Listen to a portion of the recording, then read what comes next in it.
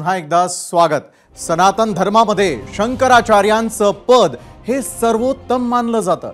हिंदू समाजाचे धर्माबाबत प्रबोधन व्हावं, त्यांना धर्माबाबत उपदेश करण्यात यावा म्हणून आदि शंकराचार्यांनी भारतामध्ये 4 मठ स्थापन केले आणि त्या प्रत्येक मठाचे एक असे 4 शंकराचार्य आहेत। त्यापैकीच एक आहेत ज्योतिर्मठाचे शंकराचार्य स्वामी अविमुक्तेश्वरानंद सरस्वती महाराज। पण सध्या शंकराचार्य अविमुक्तेश्वरानंद प्रबोधनाऐवजी आपल्या राजकीय वक्तव्यांमुळेच अधिक चर्चेत आलेले आहेत। कालच त्यांनी उद्धव ठाकरेंची मुंबईत भेट घेतल्यानंतर उद्धव ठाकरेंसोबत विश्वासघात झाल्याचं वक्तव्य केलेलं होतं आणि त्यांच्या याच वक्तव्यावरून सध्या राजकीय वातावरण चांगलंच तापलेलं आहे। शंकराचार्यांनी राजकारणामध्ये शिरू नये अशी प्रतिक्रिया अनेक नेत्यांनी दिली आहे, तर त्यांच्या विश्वासघाताच्या विधानावर श्री पंचनाम जुन्या आखाड्याचे प्रवक्ते महंत नारायण गिरींनी जोरदार आक्षेप घेतला। शंकराचार्य साधारण व्यक्तींकडे कधी जात नाही, मात्र उद्योगपती मोठ्या विवाहांमध्ये जातात। उद्धव ठाकरेंनी हिंदुत्वाला धोका दिला, नाहीतर देवेंद्र फडणवीस मुख्यमंत्री बनणार होते। उद्धव ठाकरे हे विद्रोहींसोबत मिळालेले, त्यामुळे त्यांना आशीर्वाद देणं चुकीचं असल्याचा टोला महंत नारायण गिरी यांनी लगावला। तर काही वर्ष काँग्रेसमध्ये असणारे मात्र आत्ता भाजपमध्ये सामील झालेले आचार्य प्रमोद यांनी देखील शंकराचार्यांना सल्ला दिलाय, तो आधी पाहूयात। हम किसी को धोखेबाज कह रहे हैं, किसको विश्वासघाती कह रहे हैं, तो सोच समझकर विचार करके पूजनीयों को ऐसे बयान देना चाहिए जो कि हमारे आदरणीय भी है और हम हमेशा सम्मान करते हैं। उनको इस तरह से जो है विशेष करके उद्धव ठाकुर जो है पूर्ण रूप से एकदम विद्रोहियों के साथ में मिल गए थे और ऐसे के साथ में जाकर निवास पर जाकर उनको आशीर्वाद देना एक तरफ से हिंदू समाज के साथ में एक तरह से वो चल किया उन्होंने। पूज्यपाद शंकराचार्य जी को जरूर बताना चाहिए कि जिन्होंने छत्रपति शिवाजी महाराज की विचारधारा के साथ विश्वासघात किया है उस पर क्या कहा जाएगा। जिन्होंने सनातन की दूत की विचारधारा के साथ विश्वासघात किया है उस पर क्या कहा जाएगा। जिन्होंने वीर सावरकर की विचारधारा के साथ विश्वासघात किया है उस पर क्या कहा जाएगा। तो शंकराचार्य जी को इस पर प्रकाश डालना चाहिए और मुझे पूरा भरोसा है कि पूज्यपाद शंकराचार्य जी इस पर जरूर प्रकाश डालेंगे। महंत नारायण गिरींच्या याच वक्तव्यावरती आम्ही तुम्हाला प्रश्न विचारलेला होता आणि तो प्रश्न पाहण्यासाठी आपण जाणार आहोत आपल्या पोल सेंटरला। 0 आवर मध्ये आम्ही तुम्हाला विचारलेला आजचा दुसरा प्रश्न, उद्धव ठाकरेंनी हिंदुत्वाशी विश्वासघात केला, जुन्या आखाड्याचे महंत नारायण गिरी महाराजांचा आरोप पटतो का? होय आणि नाही हे 2 पर्याय तुमच्यासाठी। शंकराचार्य अविमुक्तेश्वरानंदांच्या वक्तव्यावरती केवळ महंत आचार्यांनीच आक्षेप घेतलाय असं नाही, तर राज्यातील सत्ताधारी पक्षांकडूनही त्यांच्या वक्तव्यावर प्रतिक्रिया उमटल्यात। शंकराचार्यांनी केवळ एका हिंदूला आशीर्वाद देणं आणि दुसऱ्याला टाळणं हे चुकीचं आहे। इथे शिवसेना नेते संजय निरुपम यांनी दुसरा हिंदू म्हणून जो उल्लेख केला तो एकनाथ शिंदे यांचा होता। ते केवळ एवढंच बोलून थांबले नाहीत, तर महाराष्ट्राचा मुख्यमंत्री कोण असेल ते महाराष्ट्र ठरवेल असंही निरुपम म्हणाले। तर भाजप नेते सुधीर मुनगंटीवार यांनी शंकराचार्यांनी केवळ एकतर्फी ऐकून न्याय दिल्याची प्रतिक्रिया दिलेली आहे। कदाचित ते देवेंद्रजीच्या घरी गेले असते, कदाचित ते एकनाथ शिंदेजींच्या घरी गेले असते, आमच्या घरी आले असते, तर मग आमचंही म्हणणं ऐकल्यावर त्यांच्या लक्षात आलं असतं की बीज बोगे बबूल के तो बेर कहां से आए। तुम्ही जनतेचा अवमान करता, तुम्ही जनादेशाचा अवमान करता, तुम्ही भारतीय जनता पार्टीची फसवणूक करता, मग याचं व्याजासकट देव देणारच आहे ना। मग बीज बोगे बबूल के तो बेर कहां से आए। तुम्ही जे विश्वासघाताचं बीज लावलं त्या झाडाला तुमचं मुख्यमंत्री पद जाणं हे तर मला वाटतं की आपली जी सृष्टी आहे त्या सृष्टीला हेच मान्य राहणार। कोई भी साधु सन्यासी किसी को भी आशीर्वाद दे सकता है, लेकिन शंकराचार्य पूरे हिंदुओं के धर्मगुरु होते हैं। ऐसे में किसी खास हिंदू को आशीर्वाद देना और किसी दूसरे हिंदू के लिए एक बुरा भाव मन में रखना, मुझे लगता है ये शंकराचार्य के पद को शोभा नहीं देता। और इसलिए मैं उनसे निवेदन करूंगा कि कल उन्होंने जिस प्रकार से कहा कि उनकी पीड़ा तब कम होगी जब उद्धव ठाकरे चीफ मिनिस्टर बनेंगे, मुझे लगता है कि शंकराचार्य के मन में हर हिंदू के लिए पीड़ा होनी चाहिए। एकीकडे सत्ताधारी पक्षांकडून शंकराचार्यांवर टीका सुरू असताना ठाकरे पक्षाचे खासदार संजय राऊत यांनी सत्ताधाऱ्यांवर आग पाखड केली आहे। शंकराचार्यांच्या विश्वासघाताच्या वक्तव्यानंतर त्यांना तुम्ही खोटं ठरवणार असाल तर मला आश्चर्य वाटणार नाही असं म्हणताना मोदींना आशीर्वाद देणाऱ्या शंकराचार्यांनी उद्धव ठाकरेंना आशीर्वाद दिला तर चुकलं काय असा सवालही आता उपस्थित केलेला आहे। आपण पाहिला असेल ह्याच शंकराचार्यांसमोर 2 दिवसापूर्वी एका सोहळ्यामध्ये नरेंद्र मोदी यांनी झुकून त्यांना नमस्कार केला आणि त्यांनी शंकराचार्यांचा आशीर्वाद घेतलेला आहे। म्हणजे उद्धवजींना मुख्यमंत्री पदावरून विश्वासघातानं दूर केलं, त्यांचा पक्ष विश्वासघातानं फोडण्यात आला। हे आपल्या हिंदू धर्माचे सर्वोच्च धर्मगुरू शंकराचार्य सांगतात। याबाबत काही लोकांच्या पोटामध्ये पोळसूळ उठला असेल। शंकराचार्य हे हिंदू धर्माचे सुप्रीम नेते आहेत, सर्वोच्च नेते आहेत। तुम्ही शंकराचार्याने खोटं ठरवणार असाल तर त्याविषयी मला आश्चर्य वाटणार नाही, कारण संपूर्ण तुमचा डोलारा खोटेपणावर आहे। उद्धव ठाकरेंबाबत शंकराचार्यांनी केलेलं विधान हे धर्माचार्य म्हणून असेल अशी प्रतिक्रिया आदित्य ठाकरेंनी दिलेली आहे। पाहूया।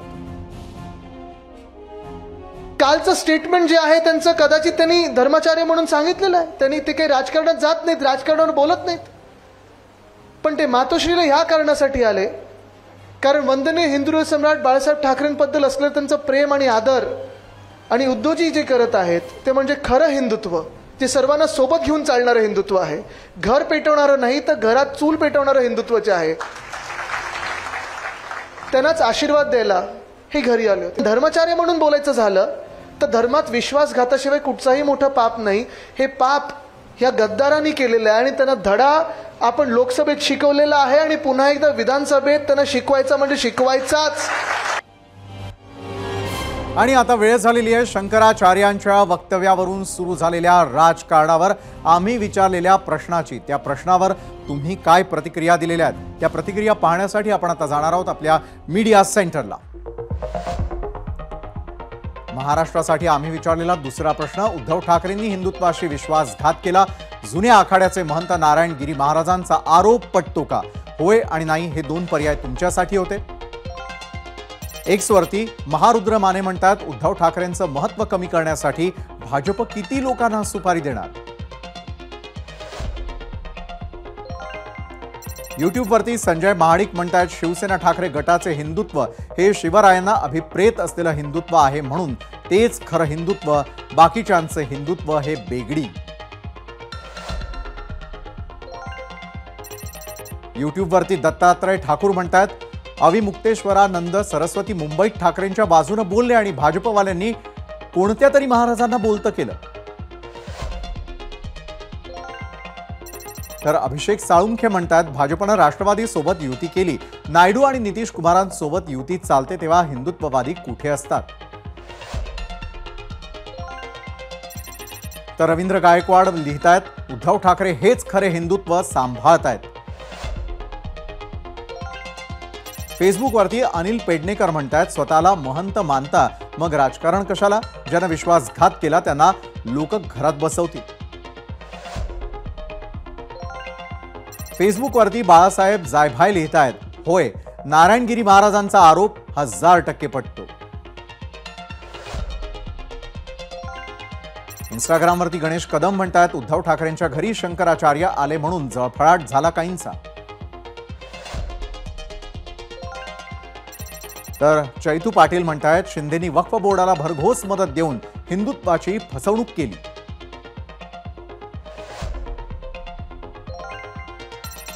तर राजू चिंतावार म्हणतात एकदम खरं बोलले, विश्वासघात केला।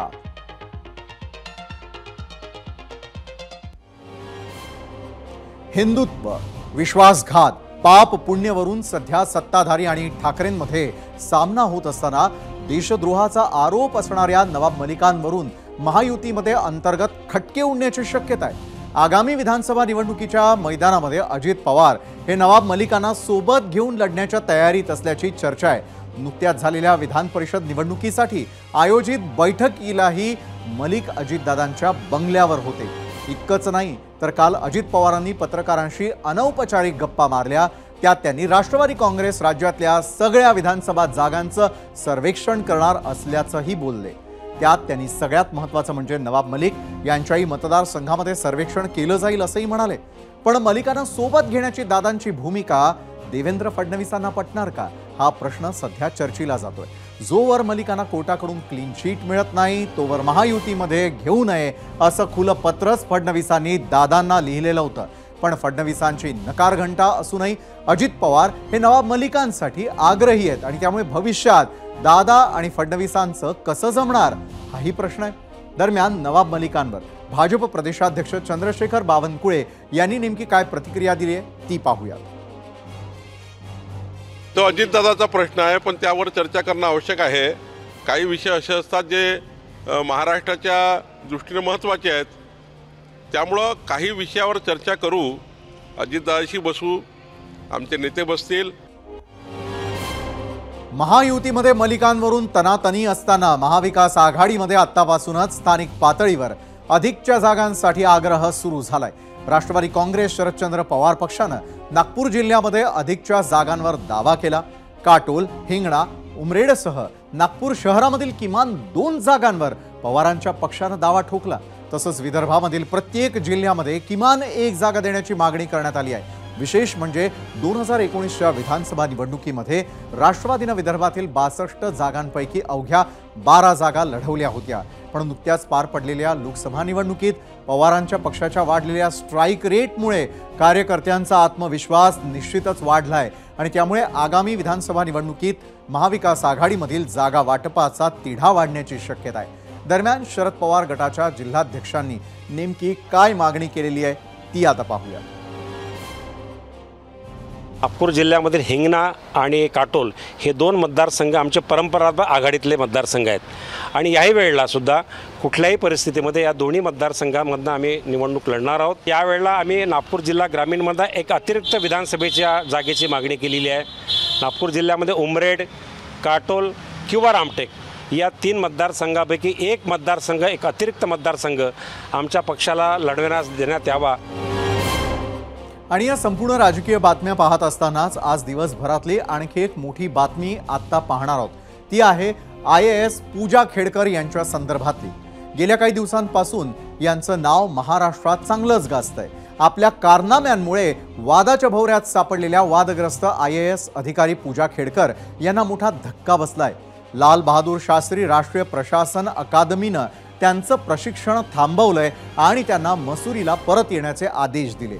प्रशिक्षणार्थी असतानाही खासगी ऑडी कारवर लाल दिवा लावणं, गाडीवर भारत सरकार लिहिणं, अप्पर जिल्हाधिकाऱ्यांची केबिन हडपणं आणि यामुळे पूजा खेडकर वादात सापडल्या होत्या.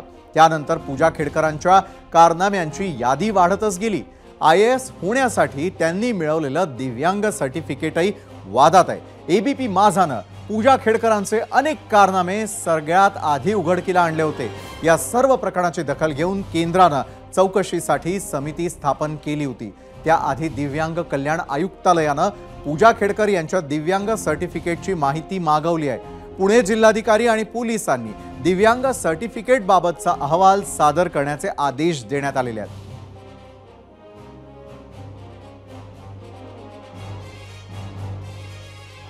तर राज्याच्या राजकारणातील बातम्या पाहिल्यानंतर पुन्हा एकदा आपण वळणार आहोत आम्ही विचारलेल्या दुसऱ्या प्रश्नाकडे. उद्धव ठाकरेंवर जुन्या आखाड्याचे प्रवक्ते महंत नारायणगिरी महाराजांनी केलेल्या आरोपांवर आम्ही विचारलेल्या प्रश्नावरती महाराष्ट्रानं दिलेला कौल आता आपण पाहणार आहोत आपल्या पोल सेंटरला. तर आज विचारलेल्या प्रश्नावरती यूट्यूबवर 30,000 मतं प्राप्त झालेली आहेत. या 30,000 मतांपैकी होय म्हणतायत 29%, नाही म्हणणाऱ्यांचा कौल आहे 71%. इंस्टाग्रामवर आपल्याला प्राप्त झाले आहेत 2,000 मतं. 2,000 मतांपैकी होय म्हणतायत 58%, 42% म्हणतायत नाही.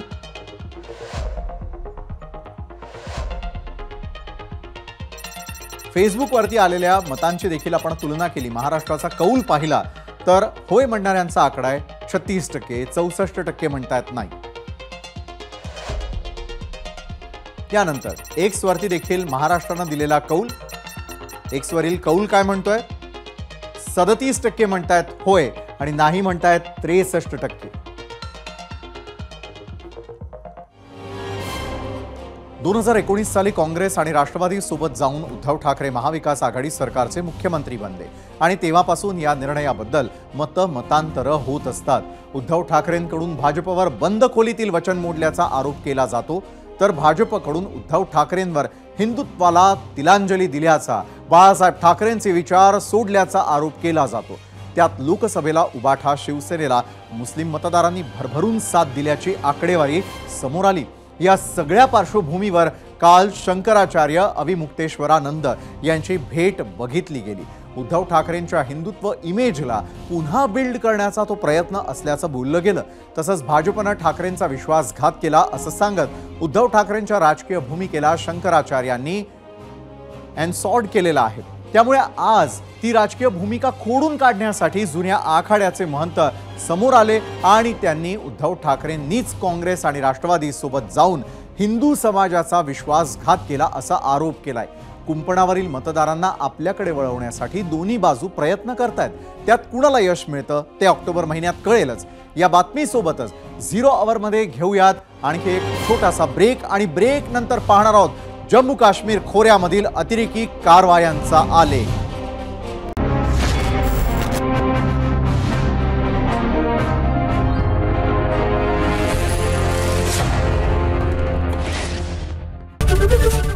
एबीपी माझा, उघडा डोळे बघा नीट.